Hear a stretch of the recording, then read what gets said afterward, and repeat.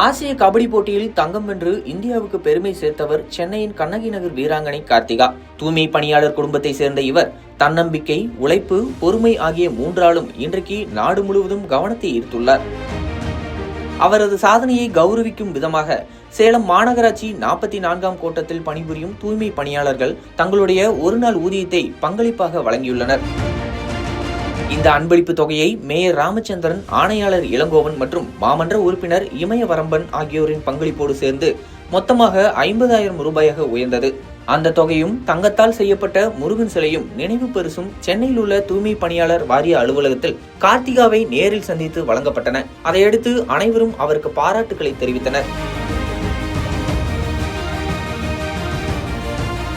சேலத்தில் உள்ள தூய்மை பணியாளர்கள் கூறியதாவது, கார்த்திகா எங்களுடைய குடும்பத்தில் ஒருவராகவே இருக்கிறார். அவரது வெற்றி எங்களுக்கு பெருமை என்றனர்.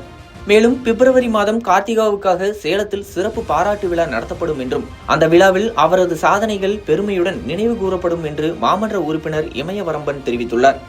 ஒரு தூய்மை பணியாளர் குடும்பத்தின் மகள் தன்னுடைய திறமையால் தங்கம் வென்றுள்ளார். அவரது வெற்றியை ஒரு நகரம் மட்டுமல்ல, முழு தமிழ்நாடும் கொண்டாடுகிறது.